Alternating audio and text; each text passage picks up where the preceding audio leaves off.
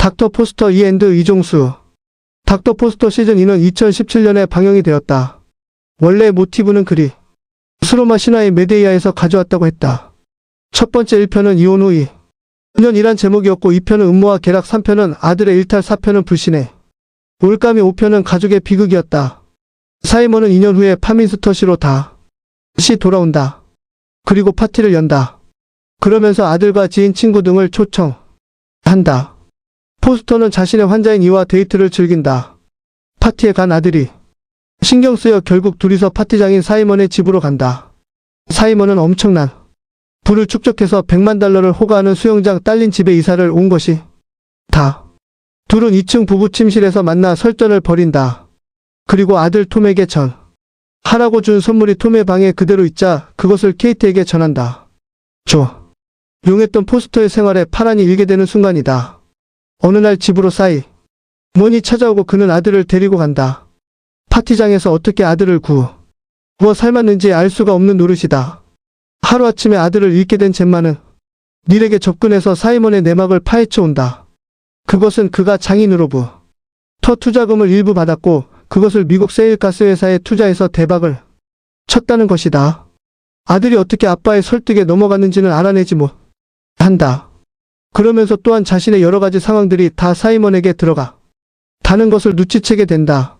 그러면서 닐은 사이먼으로부터 젬마와 호텔에 서 있었던 일에 대하여 꼬치꼬치 추궁을 당하게 되기도 한다.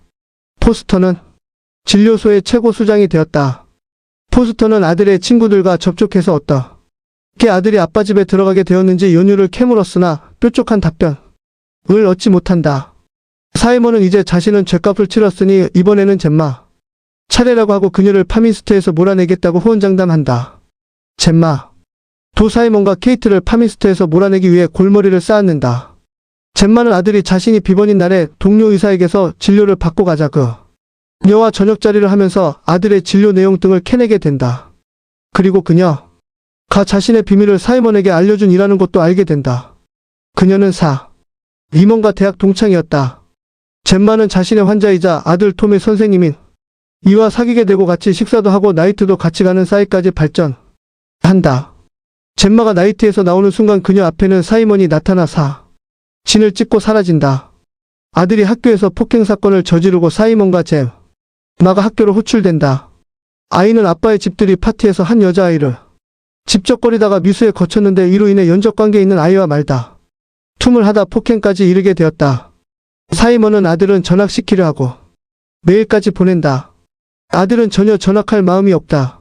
젬마는 아들의 의견을 존중하려 한다.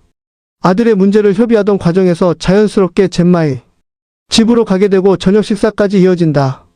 젬마는 사이먼을 유혹하고 이를 동영상으로 촬영해 두려 했었는데 그것을 사이먼에게 발각당하고 만다. 그럼에도 둘은 잠자리를 갖게 되고 그것은 이웃집 아나에게 들키게 된다. 다음날 학교에서 사이먼과 젬마는 다시 만나게 되고 교장이 설명을 듣게 된다. 아들은 폭행 사건에 연루되면서 사이먼과 케이트의 불신을 받게 되고 집에서 쫓겨난다. 그렇게 되자 아빠에게 버림받았다고 생각하게 된 톰은 도시를 떠나겠다고 젬마에게 얘기한다. 그러자 두 모자는 파민스터를 떠나고 호텔로 간다. 그러면서 젬마는 집에 떨어져 있었던 사이먼의 넥타이를 케이트에게 보내고 케이트는 그것을 트집잡아 사이먼을 추궁한다. 아무 일도 아니라며 내가 어디 넥타이를 놔두고 온 것을 그녀가 보낸 것이라며 애써 태연한 체한다. 케이트는 사이먼을 의심하게 돼 고그를 의심의 눈치로 살피게 되고 사무실로 찾아간 후 그의 핸드폰에 찍혀있는 젬마의 사진을 보며 또다시 따져 묻는다. 그러자 그는 어느 날 밤에 우연히 만난 것이었고 술이 취했길래 경각심을 주기 위해 사진을 찍었고 그것을 보내주었다고 해명한다.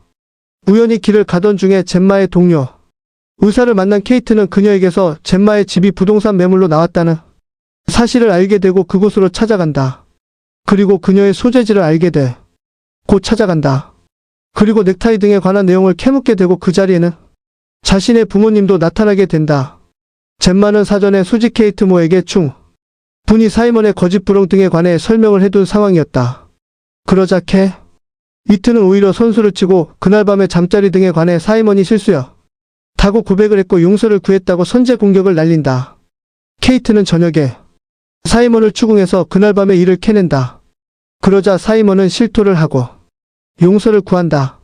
다음날 호텔로 찾아온 케이트는 젬마에게서 사이먼의 관해 속속들이 내막을 듣게 되고 그가 어떤 취향이었고 어떤 일을 좋아해 는지 등에 대해 낱낱이 파헤치게 된다.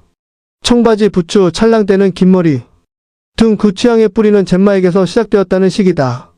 케이트는 논리적 연한 젬마의 설득에 그대로 넘어가게 된다. 결국 젬마의 말대로 사이먼에게서 탈출하기로 마음을 굳힌다. 다음날 사이먼이 계좌를 확인하니 털이로 되었다. 또한 집으로 오라는 케이트의 문자를 받고 달려간다. 로자 장인 장모 케이트 마크 사이먼 직장 동료 등은 사이먼의 것을 가방 하나 달랑 남겨두고 모조리 챙겨서 떠나가는 중이었다. 자신이 모든 것을 잃게 되었다는 것을 알게 된 사이먼은 허탈해한다. 그러자 그 자리에 젬마가 나타나 한술 더 퍼붓고 간다.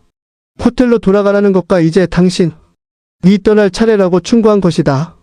젬마는 사이먼보다 먼저 호텔로 가서 톰을 데리고 집으로 돌아온다.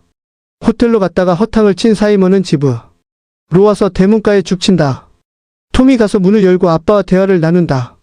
아빠는 결코 좋은 아빠가 아니었고 패배자였을 뿐이라고 힐난한다. 지간에 깊은 불신만 쌓이게 된 셈이다. 젬마에게 사이먼은 뭐라고 있어? 면 당신을 찔러버리고 싶다고 독서를 내뱉는다.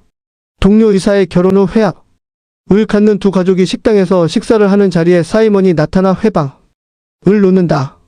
그리고 사이먼은 종이에 쌓인 뭔가를 젬마에게 건넨다. 화가 난 젬마는 그것을 쓰레기통에 던져버린다. 다시 집으로 온 젬마는 현관 옆에 놓여진 그것을 발견하고 부엌에서 펴본다. 그것은 그들이 한참 깨를 볶았던 시절의 삼페인의 콜구 뚜껑이었다. 행복했던 시절의 추억이 서린 것이었다. 회상에 젖은 젬마는 그 시절의 아련함에 푹 빠지기도 한다. 사이먼은 식당 옆 주차장에서 젬마에게 다시 재결 앞에서 새 출발을 하자고 제안을 해보지만 젬마는 막무가내다. 그녀는 오래전부터 자살용 질산 용액이 들어있는 주사기 3대를 준비해 놓았다. 어느 날 사이먼이 아들을 납치하다시피 해서 호텔로 데리고 간다. 젬마는 호텔로 찾아가면서 전화를 톰에게 한다. 다급한 목소리의 톰에게서 위급함을 느낀 젬마는 곧바로 호텔의 당도에서 그의 방에 올라가지만 그곳은 텅 비었다. 다시 바깥으로 나온 젬마는 위험지역으로 들어가 톰을 발견한다. 그곳은 고속도로가 같은 곳이었다. 사이먼은 그곳에서 곧바로 차도로 뛰어들 기세다. 겨우 설득해서 데리고 나온 젬마는 식당에서 세 가족이 식사를 한다. 울적해 진 사이먼은 자신의 잘못을 회개하고 아들 톰에게 최후의 당부를 한다. 엄마처럼 의사가 되라고도 하고 착한 사람이 되라는 식이다. 그 속에서 그녀가 오래전에 아들을 버리고 떠났던 때 얘기도 늘어놓는다. 젬마는 산후 우울증이 와서 아들을 떨쳐놓고 집을 나간 전력이 있었다. 이로 인해 사이먼은 직장도 관두고 어린 아들을 보살폈다는 것이었다. 그것으로 아들을 설득해서 자기 집으로 끌어오게 했다는 것이다. 최후의 만찬을 마치고 두 모자는 집으로 차를 몰고 떠났고 사이먼은 호텔방으로 갔다. 그런데 젬마는 다시 호텔로 돌아와 자살하려던 사이먼을 설득하고 자살을 중지시키고 그곳을 떠난다. 그리고 사진첩 2개를 주고 간다. 자신과 사이먼 그리고 톰의 사진이 담긴 것이었다. 항상 사이먼이 출장을 갈 때 간직했던 것이었다. 이른 와중에 톰은 가방을 들고 독립을 한다는 미묘하게 엄마 아빠 모두를 떠난다. 젬마는 집에서 언젠가 돌아올 톰을 기다리며 삶을 살아간다.